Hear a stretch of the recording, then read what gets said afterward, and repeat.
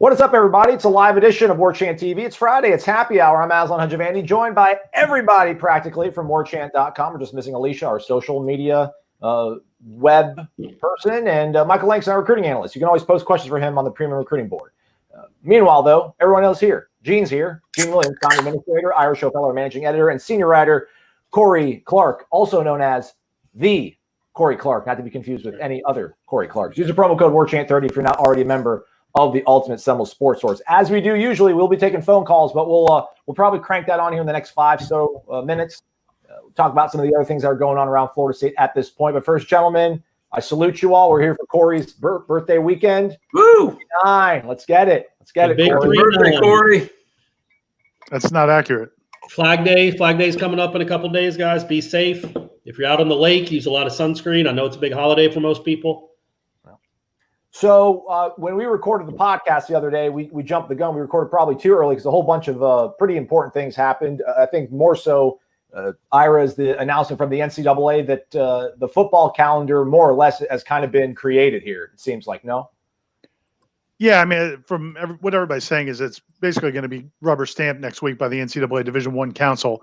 But the Football Oversight Committee, which is made up of football coaches and ADs and power brokers, came up with a schedule that looks like it's going to give some relief, not just to Florida State, obviously, but schools across the country, where they can they'll have about 8 hours the first 10 days, starting July 13th till about July 23rd, assuming it gets passed. They'll get 8 hours each of those weeks to divide up between weight training, conditioning, and some film study with the coaches. And that's the big difference. Right now, anything they do voluntarily can't be with coaches. And the only thing they can do on campus right now is just some voluntary workouts. This will be actually with coaches there, with the staff there, and the film study will actually be like real coaching. Then after about 10 days of that, then they'll go to 20 hours a week for about a week or two, and then they'll switch to real camp on August 7th. So it's important for everybody because all these schools have missed a lot of time during the summer, but especially for a Florida State that only got 3 practices in the spring. So ultimately, they're going to have more time than they usually would to get preseason camp up and running, right? Yeah, it's 6 of one, half dozen of the other. It is way more time for the preseason, but there's a lot of time that they actually have during the summer that's mandatory normally, and they missed all that time. So basically, they're just moving it later. So it's not like they're getting something. They're getting back some of the time they lost. So, but yeah, it's going to make preseason about 7 weeks long as opposed to 4, but it won't be a grind that whole time. It'll be kind of staggered in. Gene, you excited about that? That sounds about, I guess we talked about this a few weeks ago and discussed if it would be a sort of nice boost for the staff to get those lost days back. Obviously, a positive development for the staff, I would assume. Well, yeah, I was saying, I think we did a feature on it last week, so we kind of expected this to happen. So, yeah, I mean, it's definitely beneficial. The more you can get in there and the staff can interact with the players, have film study, so go over these details. I mean, it's a big benefit. It's still not ideal. I'm sure you ask Mike Norvell, he'd much rather trade that for 4 weeks of spring practice than getting this little extra window, in July before practices start up. But it's better than nothing. It's a hand you've been dealt, and everybody's been dealt the same hand. Won't that include film work? What do we do for 8 hours in a week? If you're Coach Clark, 8 hours in a week? What are you going to do? Like an hour and a half each day? Would you do 2 hours, 4 days a week? I think it's going to 8 hours. I would do 8 hours in one day. Just knock it out. Yeah, just knock it out and then get back to just relax. Just order pizza and just do nothing but watch film for 8 hours. Yeah, and I think the film can only be 2 hours. I don't have it in front of me, but I think there's a limit. Everything else is kind of what you want to do. You split up how you want, except the film study. They don't want these coaches to turn that into 8 straight hours of film study. See, I was under the impression, though, have they not been able to do some of that via Zoom? They have been. So this is just it's beneficial because they're in the same room now. Yeah, and I've talked to some of the people on the staff about doing it over Zoom. It's challenging, man. It's you've got people in their apartments. Sometimes you have bad connections. It's hard to, one of the things that and I'll write about this at some point. But one of the challenges as a teacher at any levels, you need to see whether or not the kids are, you can see whether or not they're grasping it, and you can see whether or not, okay, can I move on now? Well, on those Zoom things, it's really difficult. So it's just going to make teaching much better. They need Aslan to run those Zoom sessions. I think they'd run much smoother. Aslan, you need to go ahead and get in on that. You jinxed it, Gene. I feel like now. That's true. As we crash. But Corey, did you have any thoughts on that, man? I guess you mentioned a couple things there, but I'm just reiterating what they said. It's certainly going to help the staff, but it in no way makes up for the spring practice that they missed. I mean, that's just going to be a big hit. But as we talked about Norvell even said as much yesterday. And what's that thing called? The football fix for the boosters. That he had a plan in place for when this was going to happen, and I'm sure he's going to use his 8 hours very wisely. But it's not the same as actual spring practice. Isn't this also, kind of like a de facto announcement that the season's going to happen, or am I reading too much into it? You think, Corey? No, I think all signs point to that. That we're steaming ahead towards the start of football season. Well, isn't it also relevant? The governor of the state of Florida said at least K through 12, it's open to full capacity is what he's planning on right now. So I assume that's going to be something similar with the colleges. But again, I think we're all the limitation here. We're all holding our breath for every reason, not just for football, but for society, that the virus doesn't suddenly shift and things become really bad again. Obviously, all bets would be off and season could be canceled. But the way things are trending right now, I think it's very positive. All right. Yeah, I'm not worried about it at all because, quite frankly, we've had the worst week in Florida that we've had since the whole thing started. Like, literally, we've had more cases in Florida this week than we've had the entire COVID crisis. Well, more testing, too. But everything's opening back up. And if everything's opening back up with more cases than ever, then I don't see any way. Well, I think that some people. I can interject real quick. Corey, talking about us in Florida. We're in Florida, you're in Georgia.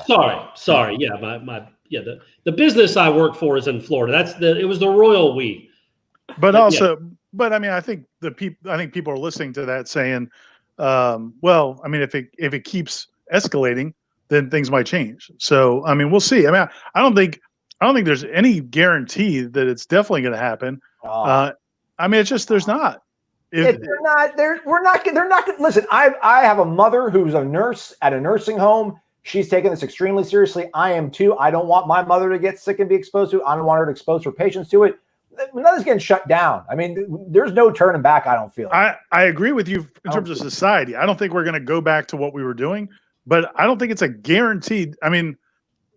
We'll see. There's a difference between. If you saw today, we just saw today where the NBA guys, Kyrie Irving and some of the NBA guys now are saying they're not so sure they want to go back.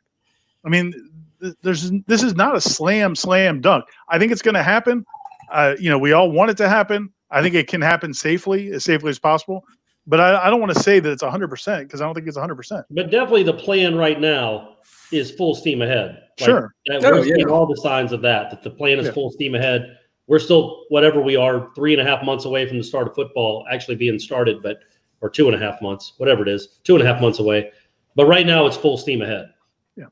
Well, I also think I don't know if it's apples to oranges comparing, the NCAA to the NBA. The players have so much more power and they're on much more different financial ground than the NCAA. We keep hearing all these stories. ESPN, like 2 weeks ago, I think, did a huge, huge deep dive into what would happen if there wasn't a football season being played and, pretty much spell it out that, they cannot go without a football season. So, we all know that, but I would say the exact opposite of what you just said, though, because most people feel like the pro guys at least are getting paid millions of dollars. If the pro guys are not going to play, it's going to be a hard sell that, hey, we're putting these college kids out there and they're not getting paid. That's where optics come into play. Yeah. Wonder who that could be. I don't know. It just dropped. It dropped. Well, someone's got their shot. If they not Gator Kirk, someone might get in front of them. Oh no, it's okay. We're back. The world has returned to its order. Who do we got? First caller on the WarChant.com happy hour on this Friday. Hey, how you doing, Aslan? The Corey Clark, Gene Williams, Irish FL. Hey, Kirk. What's up, man? Hey. This will probably be my last time being the first caller. Why would you say that? Don't say it. The pressure's getting to me. Tough. It's tough. So anyway, So I had two questions. So I'll ask one that's non-Florida State related. So with everything looking like it's going to get back to normal or close to normal, how do you think ESPN College Game Day will look this fall? Will they be full on bore with, at the stadiums with the crowds, etc.? Oh, by the way, happy birthday again early, Corey. Thank you very much, Kirk. I appreciate it.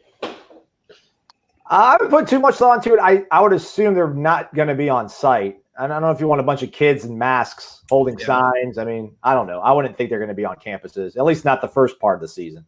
Well, Florida State, they've got up the coach's office, if you've ever been up there, and they've got the little photo thing where you can sit up there and they have the fans behind there, the picture, big mural, the fans. So they can just go in the coach's office and they're all set. Superimpose it. Yeah. Yeah, I mean, I think it's possible to likely that maybe the staff would go on location if they wanted to, because I think you could keep them kind of secluded. But I mean, Aslan, I agree with you. I mean, I just have a hard time imagining the optics of them panning a crowd of, and if you can't have that crowd, then what's the point of being on the road? Exactly. It's all about the energy doing the live shot. Yeah. Gee, what's the other question you got? Okay. Well, who will be the first coach that gets hired away from FSU, and will that lead us to lose someone like we lost with Sam Howell? Well, let's hope not. Didn't we? I think we had this, Kirk. I don't know, someone, maybe it was a week or two ago. I think we got asked this question one of our shows, and I think a lot of us said, and I said we wouldn't want to see it, but I think it'd be a good sign of Kenny Dillingham. He's an up and coming guy, very sharp. And let's say 2 years from now, if a big school hires him away as a head coach somewhere, then that probably means the offense is humming at Florida State. He jumps out at me as just because he's one of these young up and coming coaches that I think is going to be, if he shows progression at Florida State, then I think he's going to become a hot commodity by some school to be a head coach. I like the thought of we'll see how he does with the linebackers. But if Chris Marv can do well with the linebackers, I think him and also Alex Atkins. I think Atkins could maybe go. Be a head coach at a smaller school if he does. If anybody can turn around the offensive line at Florida State, they deserve to, run their own program. But then Marv too, man. I think if he does well with the linebackers, he might go and be a DC somewhere. I think, and then eventually be a head coach. Obviously, he's super, super bright. And I've been impressed with he was on that Football Fix thing yesterday too. He's a very impressive guy. And if he can turn the linebackers around and they play well, I think there's a chance with his pedigree.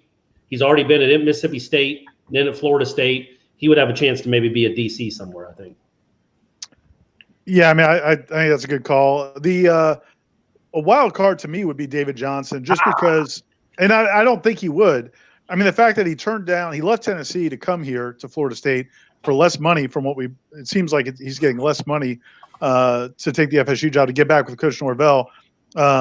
And he's apparently turned down LSU in the past, which is closer, he's from that state. So I think he wants to be with Mike Norvell, and I think he wants to be at Florida State. The only thing I would say is he's going to be, if he's as good a recruiter as he seems to be, he's going to be somebody that schools, you're just constantly fighting off schools. And I think a lot of these assistant coaches are going to be like that if they are what we think they are. As Corey mentioned, Marvin Atkins, I think, are really impressive. A lot of these guys are impressive. But because of Johnson, his recruiting ability, I think in players and coaches, he's got so many ties. That's going to be an annual struggle, I think, to make sure he's happy. Ira stole my answer, G. Sorry, Aslan. I've gone David Johnson. It's fine. Not a problem.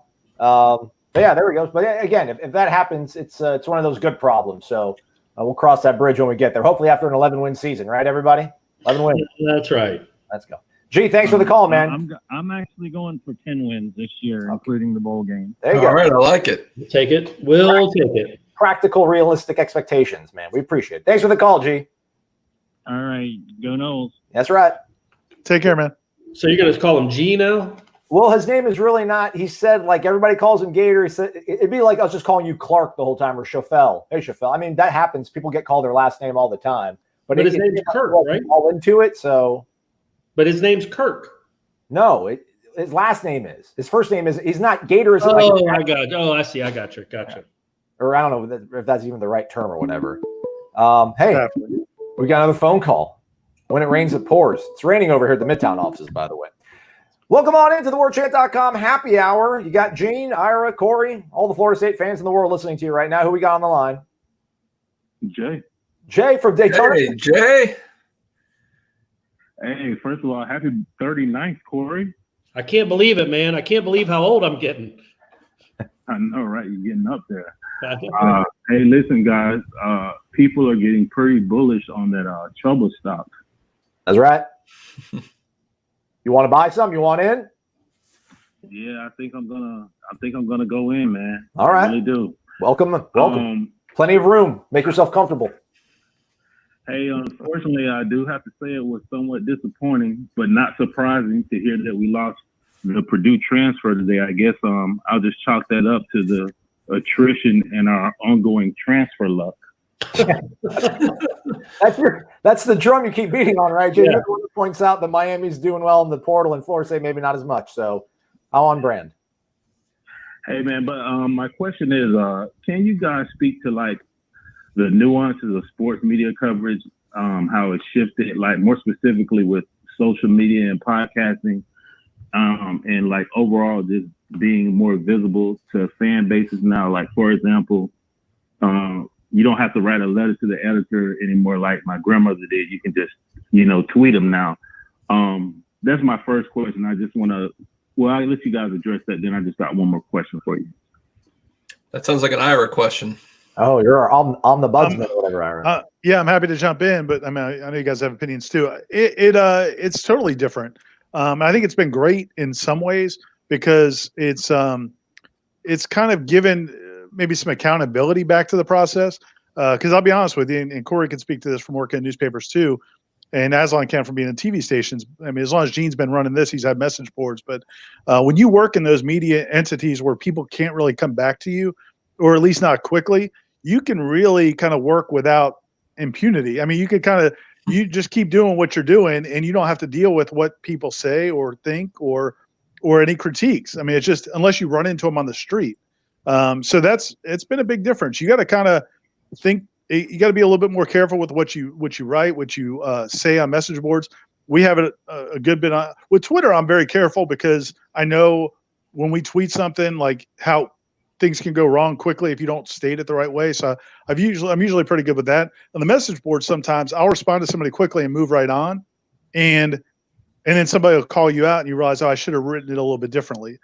So that's the biggest thing is just I think it's made us all more accountable, and I think because of that, some sports media people have been exposed. There's some people that have been high profile jobs, but they've been protected by editors through the years, and then you see them on social media. A, they can't handle criticism, and B, a lot of times they don't really have well thought out thoughts unless somebody's helping them, and they get exposed. So it's changed a lot. It exposes idiocy, I think. And, we've all written things that we regret, whether it's a column or anything really. But I think what Twitter does especially is in the heat of the moment, in the spur of the moment, somebody will just fly off at the fingertips with some nonsense tweet. And it just, then it makes you question everything about that journalist. Like, golly, is that how he thinks? If that's what he thinks about this, what does he think about that? And I think like I always said, I think it gets, you get to know them better. And also, man, that there's the interaction with the fans where when I first started covering Florida State and whatever that was, 2008, I never really interacted. I didn't have a back and forth with fans. I would write something. If it was good enough, somebody might email me and say that was great. And that was the end of it. Now, if I write something, I get a lot of messages back and forth. Some people like it, some people don't. And there's not much of a dialogue, but at least I see if people have a problem with it. And I just think there's more communication with the fans where, like, for instance, when I wrote the whatever that column was last thing, was it the Bryles hire? Yeah. Where I almost got fired. The classic. That came. It was immediate. I did not have to wait the next day for a bunch of letters to the editor. It was immediate. How much people disliked that column.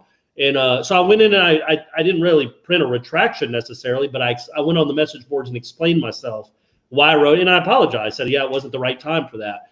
I think that's the stuff that can happen now. But the bigger issue is, I think it's more along the lines of you kind of see a lot. You get a better glimpse of who these journalists are as people, I think. Yeah, from what you guys said, and we've seen it to a smaller extent on War Chant for the years, is because the message board, you get that immediate feedback, or people will call you out, or kind of keep you on. But it also helps us get a pulse of this is what the fans are interested in. You can write about this, and they don't care so much. So it helps gear what you write versus what you don't write. But I'll also shift, because we started out as really a recruiting site, and how much that's changed recruiting. Now nobody breaks commitments now, and I'm perfectly fine. I think that's great. It was so silly. People be trying to we think the guy's going to commit, so I'll go ahead and report a commitment, and it's great. And then now it's in the player's hands, as it should be. And I'm perfectly fine with that. They have control over the message. And you see it now with student athletes. You saw it with Marvin Wilson. He's using that platform in a positive manner to get something across. That could have never happened years ago. You get a 5-minute interview after a game or whatever. You're not going to have that platform to do that. So for me, it's really empowered the athletes to be able to have this form more control over the message that they're trying to get out. So, to me, that's been the biggest change in the shift away from the media always having the message to how the players can kind of direct the message to the fans. I wrote one bad story 15 years ago for War Chant, and I got dragged for it. Lucky Fred. That was a Hajavandy Schofeld joint. So that's how much power everybody has. What's the second question for us, Jay? I guess it's safe to say that Brow column was Corey's Michael Bianchi's moment. It was rough. That was a great Thanksgiving. But before my second question, this speaking of players and them having a message, I think it was a couple of months ago. Nobody touched on this, but that Jaleel McCray interview, I think Aslan did it. That interview almost gave me chills, man. That was a great interview. That kid, I think he's gonna really be something. Somebody direct messaged me about it. They're like, "Wow, how about that Jaleel McCray interview?" And I was like, "I don't know. It was a post practice interview. I guess he was very very." It was the first time we've heard him speak. Yeah. And I, if you watch him just talking to players in practice, that's how he is. He kind of comes off like a Mike Singletary or something. He's just so intense. Yeah, very passionate. My second question is, I know we can all recall the heartbreak of seeing how guys like Adrian McPherson and Xavier Lee's FSU career unfolded. But could you just explain to maybe the 35 and under crowd or that portion of the fan base how quarterbacks like Dan Kendra, Joe Moore, and Jarrett Jones' situation affected the kind of trajectory of the dynasty? So wow. I would say the Kendra one, not at all, really, because he was replaced by Winky. Kendra probably would have been the starter, but then he got hurt. He blew out his knee, or Bradley Jennings blew out his knee in the spring game, and so Winky became the starter, and that worked out okay. They went to 3 championship games. The Jared Jones one is a big one because he was in line to be the next redshirt junior that started for Florida State. And he got kicked out. Did he get kicked out of school for the rolling into the wrong apartment and cooking all the food? That was part of it, I think. I thought there was something else too. That might have been part of it. I think something else happened and got him suspended or kicked out. He was the guy that they were grooming to be that dude, so Chris Ricks wouldn't have to start as a redshirt freshman. I don't know that it matters much with the coaching they were going to get anyway. Rick had left. I think that was bigger than Jared Jones getting kicked out, wandering into those girls' apartment and literally he boiled 12 hot dogs and put a pizza in the oven. It was just nuts. And they're all like, "Who is this dude? Who are you?" So he got booted. And then who was the other quarterback that he mentioned? That Jay mentioned? He mentioned Joe Mauer. Joe Mauer, yeah. Yeah, he wasn't going to sign though. Yeah, they knew that going in because he was the number 1 pick in the Major League Baseball draft. That was always a pipe dream. I think they knew that he wasn't going to sign. I think the one that you could really say that there was a bridge that was lost from, maybe it would have been, maybe Jared Jones would have had a better career than Chris Ricks because he would have been a redshirt junior going into that 2001 season. Hey, if I can jump in here, Jay, there's one other guy. There's one other guy you're leaving out of here in this thing that I think was going to be better than any of those guys, and that's Fabian Walker because he came in at that point. I remember that first. He came in early in the spring. And Mark Richt was there, and he tore it up in the spring. And I remember Mark Richt telling me, he goes, "This is the best freshman quarterback I've ever seen." And at the time, he was a highly regarded guy. He set all the records in Georgia. And then I believe the NCAA flagged a test score. And then he had to go off to junior college. And then he had shoulder problems. He was never the same. So, I mean, you not only had – and I think he would have beat out Jared. Jared Jones was through the most beautiful ball I've ever seen. As a matter of fact, who was a quarterback from Cal that they recruited? Kyle Bowler. Bowler came on an official visit to Florida State and saw Jared Jones warming up, and he goes, well, I'm out. I can't compete against that guy because he threw the best ball you ever want to see, but he couldn't process. I don't think he had the head to be a major quarterback, but Fabian Walker did. Fabian Walker would have been that guy, but thanks to the old NCAA and a bad shoulder, and that's just another thing that led to it. But I think you need to also put Fabian in that mix. Did Fabian win a national championship? Yeah. Boston State, State he did. Yeah. But he went to that offense where he just had to throw the ball to the line of scrimmage. Like he didn't have to throw the ball down the field. And that was the whole thing with his shoulder. And I remember Fabian was such a cool kid. He was a really nice kid. And that his last year before he transferred, he got to play. I think it was at Clemson. He came in and played well. Yeah. And I remember I got him underneath the stadium by myself. Back then we used to be able to interview guys on their way to the buses. Everything wasn't like a press conference format. And I got him in the like underneath the stadium. And he was and I said, because we just interviewed Coach Bowden, and Coach Bowden said, no, we're going back with Ricks next week, even though Fabian had done pretty well. And I asked Fabian about it, and he was literally crying, like he was in tears about. He just felt like he felt like, why can't I get a chance? But on the coach's standpoint, I mean, his arm wasn't what it used to be, and so he couldn't push the ball down the field. So it was tough, but to the point, they just had such bad luck there, with Fabian, and then, Anquan getting hurt, Adrian McPherson getting kicked out. I mean, it was just one bad thing after another. You left out Wyatt Sexton. Ira, take it easy on Rick. Rick is Aslan's spirit animal. It's my guy. My guy. I can see that. No problem. All right, Jay, have a good one, man. Appreciate the call. Thanks, Jay. Thank you, Jay. Have a Jay. good weekend.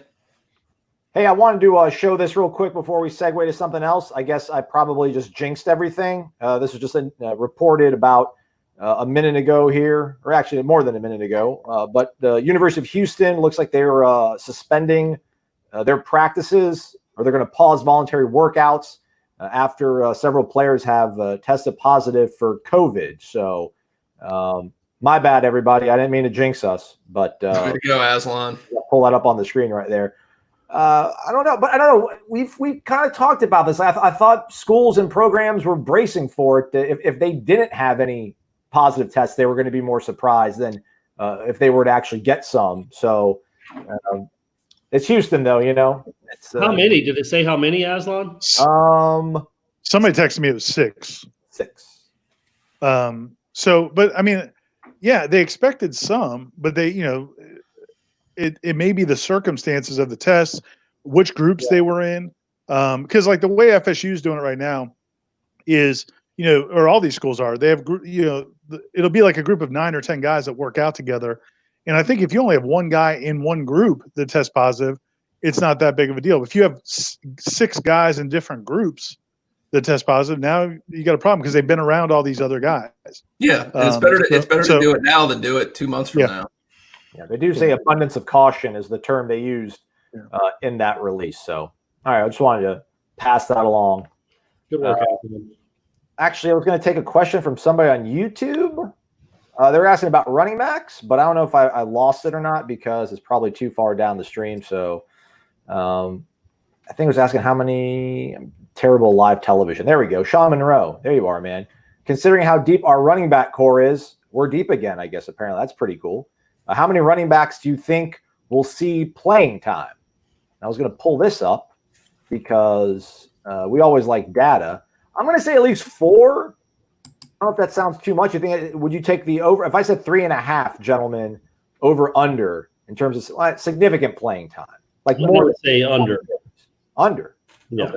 No, I think I'm taking the over because I think nature of that position, someone's going to get hurt. So it just, you don't want it. Hopefully it doesn't happen, but we've just seen this time and time again, somebody's going to get hurt. So, I mean, between Kalen Laybourne, Jay Sean Corbin, Anthony Grant, even Deontay Sheffield and all the freshmen that come in, obviously they signed a ton of freshmen in this last class running backs. I I'd go over. I could see somebody getting hurt in that core of maybe 3 guys, and then maybe one guy getting hurt, and then one of these other guys getting significant playing time. 3.5 is a good number, Aslan. You should move to Vegas. Because I would think it'll be 4, but I wouldn't put a lot of money on it. When you talk about significant playing time, I'm sure 3 or 4 guys will get 8 to 12 to 15 carries, but the 3 to 4 range I think is where it's going to be. Well, Norvell's more of he's a committee guy, right? So he's going to play a lot more guys than maybe we're used to. What are you showing right now, Aslan? What is that? That's Memphis's stats from last season. They doubled up on Kenneth Gainwell for some reason, but as you can see, I mean they've got that's what I'm saying. You look at those numbers; it's not a committee. One dude had more than half the yards. He had 1,500 yards. Four guys with more than 60 carries. I mean, that's 4. I would say have significant carries. You're talking about 4 carries a game. I guess that's significant playing time. He had 3 guys with over 60. So that works. That's about what I think. I think he really likes Corbin. I think Laybourne's going to be in the mix. And then I really think hopefully Anthony Grant can be back to the guy he was. If not, the dude that the first guy he called when he got the job, Toafili. Correct, Toafili. I have a feeling they're going to give him a lot of look-see to see if he can play early. Yeah, I went on that whole diatribe about injuries, and we keep talking about guys that'll be all right. I mean, I don't know if we're maybe underestimating Jashawn Corbin's injury, although he missed most of last season. It happened, I think, week 3, or maybe even happened week 2 against Clemson. But I mean, he had a pretty significant injury, hamstring, that cost him his entire season. But again, we'll see. I'm still in the Laybourne camp. I think he'll be the number 1 running back. But I do think Laybourne and Corbin, and I picked Deontay Sheffield as a guy, kind of like a sleeper, but I think Corbin might have the leg up in terms of a freshman maybe being that 3rd back. I heard you guys, Aslan, you're making your point, and I get what you're saying about the injuries, and you're right. I mean, a lot of times I think it's probably 50-50 first year versus second year. I don't think it's an automatic it's going to be second year. I mean, you got to think, and I know Antonio Cromartie's a freakish athlete, but he wanted to play in the Florida game after tearing his ACL in the summer. And he ended up going to the draft, testing out of the world in less than 7 or 8 months. So, I mean, I know he's a freak. And that was 16 years ago. But Jaden Lars would be, Keyshawn Helton. These guys are tremendous athletes. So I just think, I agree with what Corey was saying. I do think it's going to be more mental than anything else. So, we'll see how they do have a ton of guys coming back from catastrophic injuries. The odds are they're not all going to be perfect on day 1 for sure. Right. We got a couple questions about Cornell Jones being dismissed. I mean, I actually haven't put a lot of time. Be a member pays. I haven't put a lot of time into digging into that because he was a walk-on that I didn't expect to be a huge contributor. But I mean, he did have a little bit, not a legal issue, but he had an accident where he got caused some damage, injured somebody. I don't know all the details of that accident, but that just happened a couple of days ago. So it seems odd that it would just happen right after that point. So, again, we haven't spent a ton of time digging into that one. We got a phone call. So what a great segue. Bailout, I guess. Who we got on the line? Welcome to the WarChant.com happy hour. It's Jeremy. How you doing, Aslan? Jeremy. How you guys doing? Corey, happy birthday. Thank you, man. I appreciate it, Jeremy. I hope Ira got you a nice gift. It's in the mail. Of course. I'm sure it's in the mail. Question, and I was thinking about this before, and then the first caller who asked about the coaches on the staff, it got me thinking. Coach Fuller, what is your impression of the guy? I know we didn't have a full spring, but at the time it seemed like a rush hire, and it didn't seem like his background really fit the Florida State DC. What is your impression of him? Yeah, I think that's fair. I think when you look at the resume, it's certainly not, I mean, this isn't probably the best example. It's not co-defensive coordinator at Michigan State type of resume. I mean, Michigan State had a really good defense for a while, and you got one of their defensive coordinators to come. It's not as impressive as that. He's been at some smaller schools, but Norvell really likes him. Norvell believes in him. He's kind of he's a Boston dude, kind of a no-nonsense guy. He doesn't seem to be like a screamer, like a dog cusser. But he certainly commands attention on the field. He's got a loud voice. But I can see where I don't know if it was a rushed hire. I don't know exactly who Norvell would have wanted that he didn't get, that he went after Fuller, because they did have a history together. But the guy talking to him is impressive. We'll see but Harlan Barnett was impressive talk. Judging these guys strictly by how they communicate with me, I'm through with that. Like that burned me the last time. So we'll see. I don't have enough. I mean, we just don't have enough evidence whether he's going to be a great defensive coordinator or okay or terrible, right? Well, here's the thing. I mean, the one thing I was going to say real quick, Gene, when Jeremy Pruitt got hired, a lot of people were like, wait a minute, this guy was coaching high schools 3 years Absolutely. ago. I was one of them. So we have no idea. Yeah. We have no idea. Yeah. I mean, that's what I'm saying. If you believe in the Norvell hire and you believe he can evaluate coaches, he's obviously worked with them directly at Memphis.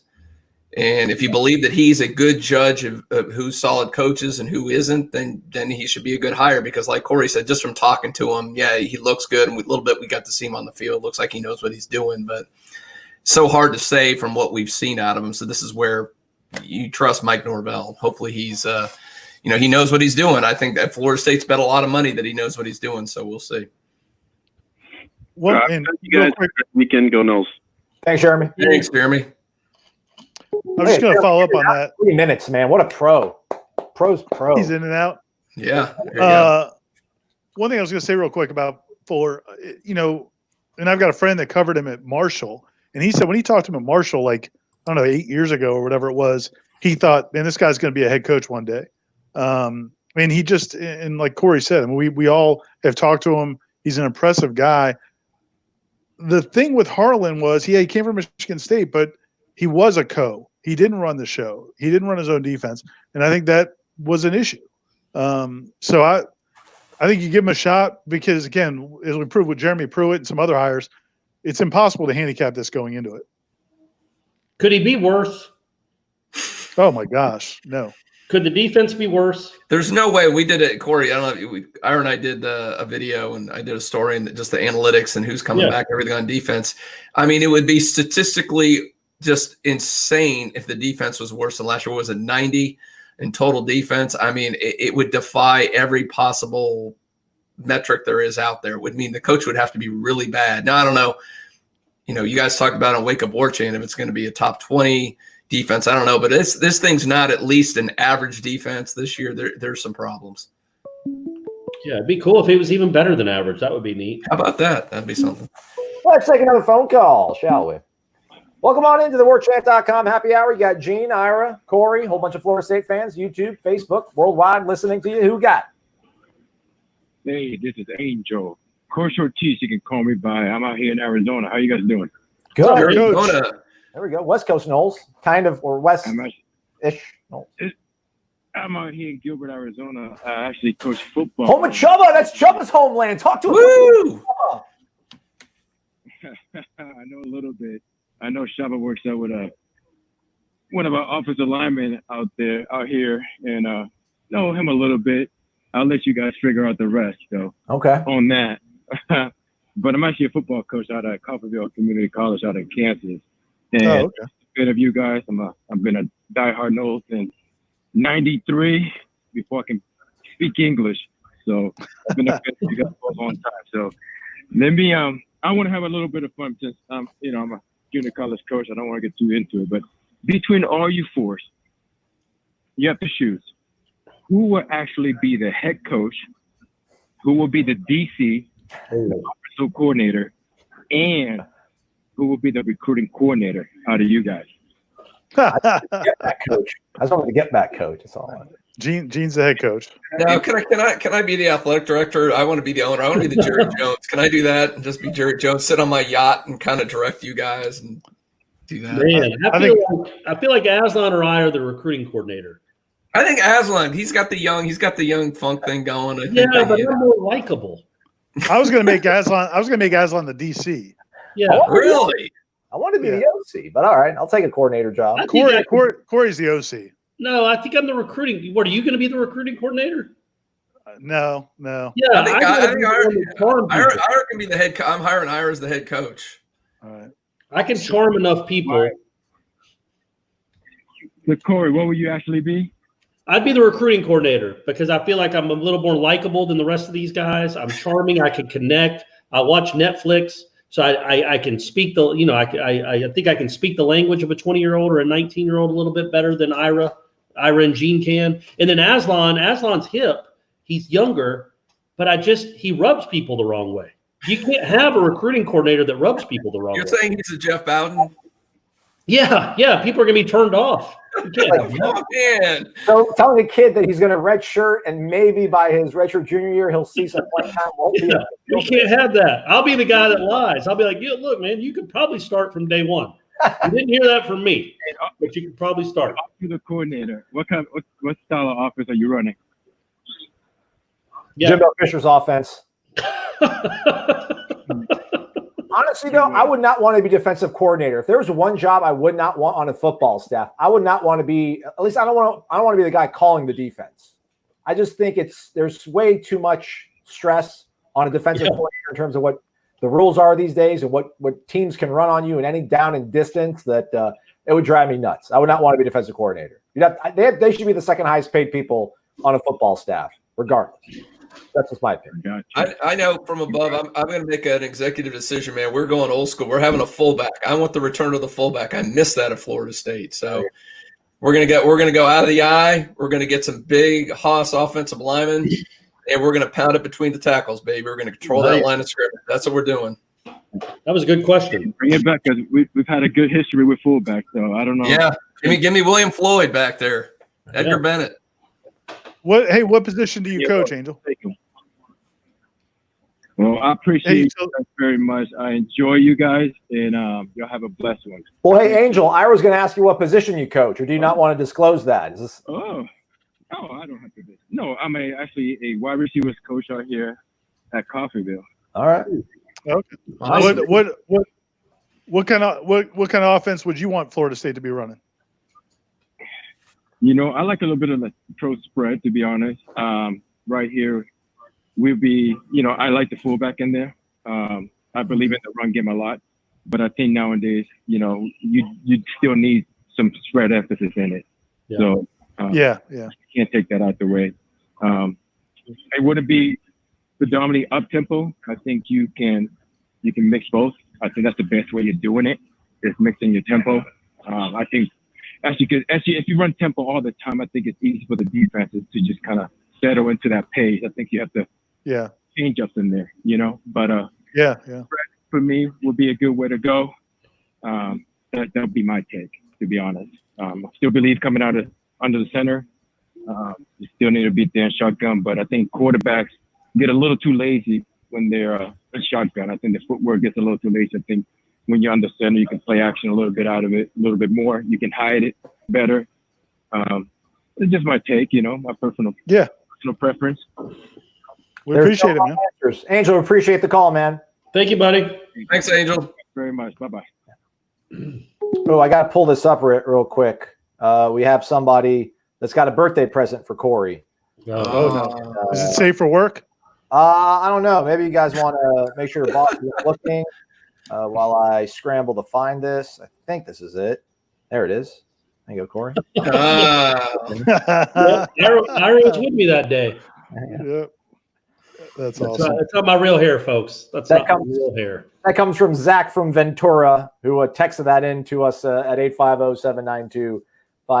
So when I was in high school and early college, I could have done that to my hair. I'm telling you, it was a thick bush. It was a Mel Kiper hair. It was a helmet of hair. I could have done that to my hair back then.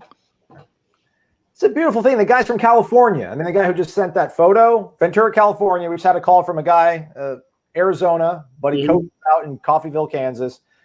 It's Knoll Nation everywhere, man. I should have asked them if they're having Last Chance U. I don't know if they filmed it this past season. I hope. Yeah, I think it's coming out. Yeah, I think it'll be coming out soon. I hope in the next month. Yeah, that's the the new official start to the season. It's like once that show drops. Yeah. It's fun when that crazy coach from the one that Jason Brown or whatever his name is. Like I tweeted about him and he started following me. So then for some reason I think I followed him back. So I see his crazy tweets every once in a while. And that dude, I mean, what's going on there? Yeah. He was telling the Florida State should have hired him. Yeah, that was what it was. Yeah. Yeah. they couldn't What a handle. great ambassador he would be for your university. Let's see here. What else we got here? We got a Miami fan causing chaos. So Hit the ban button, Aslan. You have the power. I'll drop it. How about this one? Speaking of Jason Brown, here's Jason Brown. What's the current state of building the offensive line on this team like it should be? What's the current state? Well, I don't know. They want to, I guess. They'll find out when we start dropping the top 40, right? Whole bunch of offensive linemen on that one.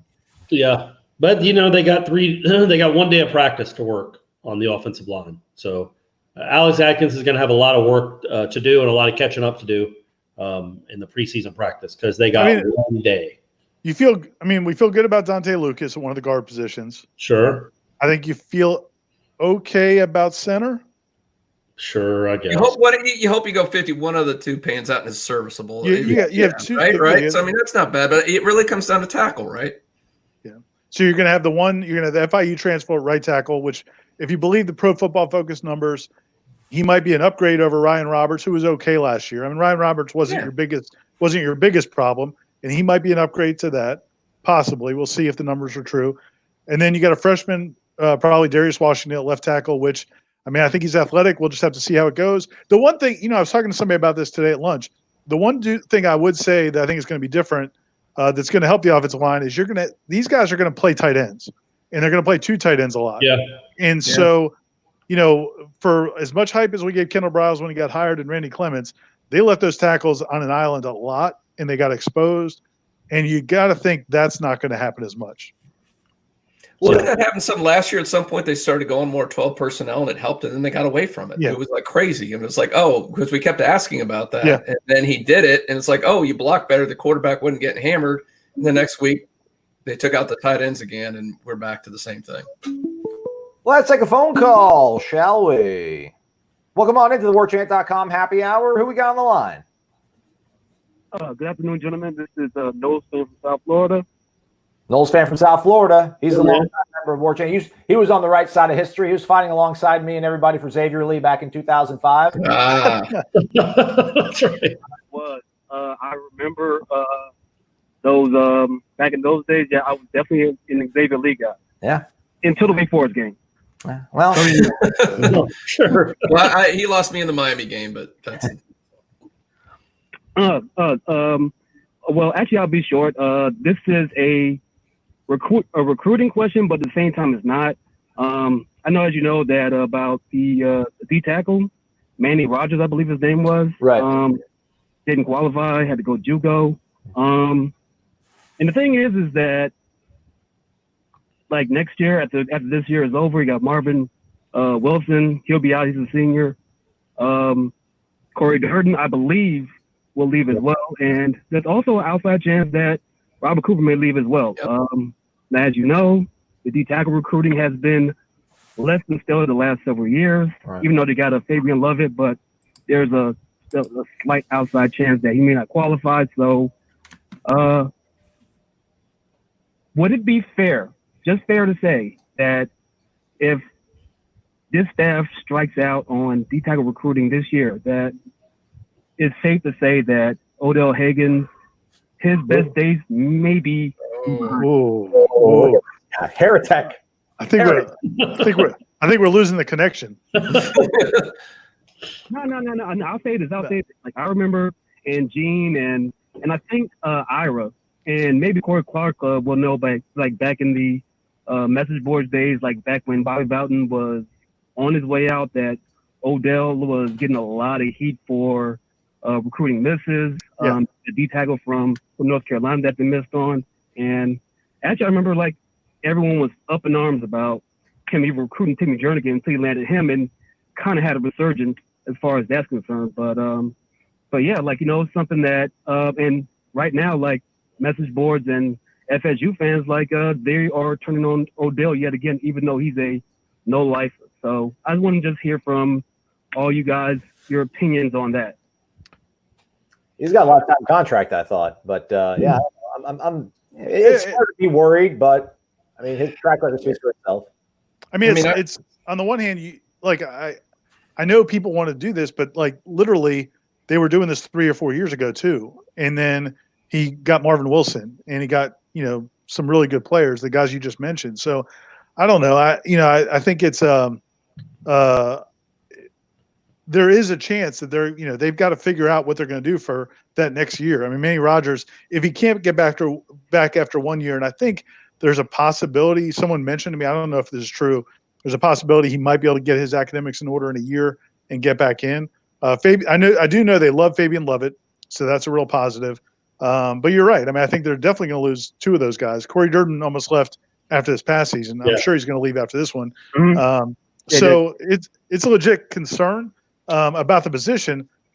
I don't know if I'd go there about Odell. The problem, like he got a lot of heat in the mid-2000s also because, when they signed Kendrick Stewart and Bud Thacker and some of those guys, but that wasn't his fault. I mean, nobody could recruit on that staff because the program was going downhill. So he became a much better recruiter again once Jimbo came in and the staff was, back on the rise. So, I get your point. I'm sure people are going to jump on that because they've done it before. I just don't think it's a fair criticism. And I want to point out, too, when you mentioned which would really be the worst case scenario. I mean, if you lose all three guys go to the NFL, and it could happen. I'm not saying it couldn't. And then Fabian Lovett, something happened, didn't qualify. Sure. But you know what? Recruits can see depth charts. And if that happens, I'm gonna guarantee you suddenly there will be a lot more defensive tackles, whether that's through recruiting or the transfer market. They're going to load up at that position because there's going to be some guy at South Carolina or Ole Miss who's going to look at that depth chart of Florida State, go, well, I'm second string behind these 2 5-stars. I can go to Florida State and play right away. And we've seen that already. All right, what's he up to? 9 transfers already? I guess you lost one of them that left, but I mean, you've had 9 transfers. And they're not even done yet. So I mean, these situations like this where suddenly a depth chart gets purged very quickly can easily be nowadays with the transfer portal can be filled really quickly. So. I think we're looking at a worst case scenario, and even I think that happens. I think Odell will be just fine. I think he'll fill that position with some good players. And Ira's point is the best one in the sense that, man, when things are going well, he got you Timmy Jernigan and Eddie Goldman. Like he literally got you the 2 best defensive tackles in the country. And when things aren't going well, man, Marvin Austin doesn't want to come to Florida State to play for a team that employs Jeff Bowden. And right now, you can understand that like Odell's not a miracle worker. So if Florida State's where Florida State should be, of course they're going to come play for Odell. That track record is established. He gets them to the NFL. But everything's not where it's supposed to be. So as much as he might connect with some of these players, and I think he does, I don't think this is a Rick Trickett situation where people are actively you just eliminate half the recruiting pool because they don't want to go play for Odell Higgins. I think it's more along the lines of you're losing kids to right now better programs. But if everything's equal, I think Odell's going to get more than his fair share. It's just right now, Florida State, everything's not equal. But the guy has the bona fide. He sent 30 players to the league, including kind of recently. And Marvin's I did want to say real quick, it's not like the position is going to be totally like empty. I mean, Dennis Briggs looks like, he's at least cross training. There's a chance he may end up at D tackle. The Jared Jackson from Louisville, they moved. Didn't True Thompson start the Sun Bowl? He looked pretty good. Yeah, he saw in there. So True Thompson, and then Jared Jackson from Louisville. They moved him inside. He's only a redshirt sophomore, so it's not like they're not going to have anybody even if all those guys go. But to your point, I do think it's that position. I think offensive line, defensive line. Jimbo used to always say that. Those are the best offensive linemen, defensive linemen go to the best programs. Those are the skill guys. Everybody gets skill guys. Don't tell me. But and so that's the I think that's going to be the key. If they can get the program going, I think he'll be okay. All right, continue to run South Florida for us down there, Knowles fan from South Florida. Also like two quick observations. One, Jeremy from Miami, who I know personally. I know he's still listening. I will be at the Mac House tomorrow around like 1, 2 o'clock. Last time me and him linked together is when FSU, the basketball team, won the conference title. Okay. And nice. Last sporting event that I watched them. I thought you were challenging them to a fight. Was that last March, or were you talking 2012 or whenever that was? Also, that's 1 and 2. And look, I know there's some Zaxby's executives listening to this. Yeah. Look, The closest Zaxby's to me is in Lake Worth, Florida, which is an hour away. Yeah, no one wants to. I need you to get on your job and put one down here finally. All right. Danny needs to expand. Need to Well, talk about that. Aslan, make it happen. I'll try. Thanks for the call, man. We appreciate it. All right, and as always, go Noles. That's right. Thanks, man. All right. This question comes from YouTube. Figure we None of take. y'all heard my funny joke. No. What was it? You were talking about Dennis Briggs, and I said, "Oh, junior or senior?" But nobody heard it. So I thought you were asking if he was a junior or senior. I was asking which Dennis Briggs you were talking about. Good grief. And I was like, Corey doesn't know that kid's not a junior or senior. Do you guys know what Ryan Roberts graded out at? He was in the 50s, which I remember running this stat, which is crazy. He was the highest grade of any starting offensive lineman, and he was in the 50s. He was like 54. Well, I was going to say that it was actually, what was his grade when he was at Northern Illinois? Oh, okay. It's on the screen right here. I mean, he wasn't terrible. I mean, it wasn't good though, man. He graded out overall at 59.3. He was a third 59. Okay. pass blocker at Northern Illinois. So to expect him to like come here and flip everything. Oh, he was 59 there, so he's 54 at Florida State, right? Yeah, but that's what I'm saying in terms of like he 57. was who he was. Devontae Love-Taylor was a little higher than that, though, right? Exactly. A lot higher, yeah. I'm going to go ahead and safely say that you've upgraded at the right tackle position. Yeah. Boom. What about Dante Lucas at one of the guard positions? Upgrade. I think Baselli or Bavion probably is. He literally could not be worse at left tackle. Yeah. And if you, you're right. I want to check though. Like Darius Washington, it wasn't like he didn't really win that job. It was kind of like we're so horrible. Somebody please try. Wait, Abdu Bello and Juwan Williams, he was going up against. Yeah. But literally, if he competes, he's going to be better than those two guys were. Yeah. And like I said, I think they're going to help him. Robert Davis's question here is a good question. I agree with him. I think the linebackers are going to be good. Yeah, as soon as I saw that linebackers all the way, even with the transfer they lost. And I like that he's leading with E. Ricer because he came on there at the end of the season, had a good season, showed some potential. And then I think McCray, I think Dix, I think Gaynor. I think Gaynor was up. Now I want to give it away. He was up pretty high in our top 40. He's up pretty high up there. Has a chance to be a difference maker, Amari Gaynor. And if you can just be okay at the other places, then that's a significant upgrade. And I like McCray too, man. I think McCray can be a player. What are you grumbling about up there, Aslan? Yeah, like what does a great linebacking core do for you if you don't have good pass rushers and good coverage guys? Well, I think Gaynor does. Florida State's got a really good secondary. I like the defensive line. But to me, like an improved linebacking core, like that's I don't feel awesome. I'm like that's not one of the things I'm like that's going to result in a 9-win season. This is why he can't be the recruiting coordinator. Nope. He's just glad. We can't sit about the recruit linebackers. You guys are meaningless. We just want pass rushers. He takes a half-empty glass of water and dumps it out. You can't have that as our recruiting coordinator. All right. Well, we're done. We made it. 6 o'clock. It's been an hour. Corey, what are you going to do for your birthday, man? Brady's got a baseball tournament, so I'll be in the sun for maybe I'll lose the first game and be done on Sunday. And then I don't know. Probably eat cake. Hey, what are you guys going to do for my birthday? Answer Abdel's question for your birthday, Corey. Give somebody the gift of your basketball knowledge. We always get the one basketball question. Let's just go ahead and do a basketball thing before. The ceiling, I think, is the national championship. I think last year, this year, I think they were a Final Four team. I think the 2 years before that, the 2 years ago, they got really close. They were 4 points away from getting to the Final Four, and then would have played Loyola of Chicago. So they're that close to being in a national championship game. And then the year after that, if Kofor and Nichols are playing, that's a Final Four caliber team. And obviously this year's team was a Final Four caliber team. So I think that's the ceiling. You got to get lucky in the tournament with matchups. But they're to a point now where I think legitimately, if you get to the Final Four, you got a shot. And I think this is a Final Four caliber program now. Well said. No doubt.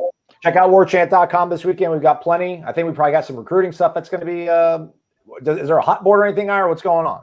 Yeah, let me drop a couple things. One is, Michael's got his breakdown of the offers of the week, kind of where the impact of who they offered, where things stand with each guy. We'll also have another edition of the hot board, probably the defensive ends coming out this weekend. Also, people can read the Hampton Nazarene feature that I posted today. Go to warchant.com. And Corey's going to be doing something on baseball, kind of what the baseball roster looks like after the draft. Plus, the top 40 is going to be dropping on Monday. And and if that's not enough, FSU's football players are leading a unity walk on Saturday with the community from the stadium down to the Capitol. And Aslan and I will be out covering that. So all kinds of coverage. Things are starting to heat up, man. We're only a month away from the official workouts. Need to get back on WarChant.com every day. And just some of you guys have been slacking off. You need to start coming every day again. Well, thank you. I see Robert D in there. Appreciate Robert D stepping up for us. Should we tease what Ira we've been talking about at the draft, or should we wait to kind of like little teaser? Just yeah. One more thing coming. Gene's working on something cool. All right. Well, I guess should I give him a little teaser here on it? We're talking about teams. We're figuring out how we're going to do this. But I know we did the Seminole Madness, but we're thinking about have everybody draft their all-time best FSU team. So you're going to put together your team. We're going to do like a snake draft, like you do the whole thing. And I think we're going to team up and maybe we'll have some former players in it, that kind of thing. This is nice in this format. We'll have at least 4 teams. And I think the neat thing about this is we're going to allot one team for the fans. So you can call in. You can vote on YouTube, Facebook, wherever on there. So you're going to try to beat us and select the all-time best FSU team in a draft.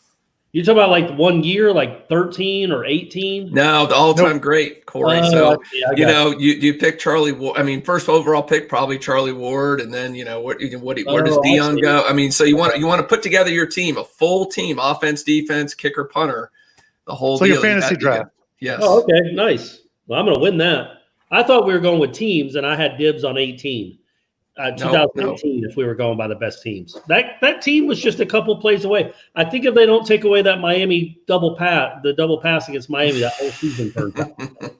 Just saying. Shout out to Robert, by the way. Thanks for your patronage, man. We appreciate it. That's very nice. I'll use that to buy a bottle of water tomorrow as we're marching from the Unconquered statue to the Capitol alongside Ira. For Gene, Ira, Corey, for everybody at War Chant, thanks for listening. Thanks for tuning in, folks. We appreciate it. Have a great weekend. Check out warchant.com.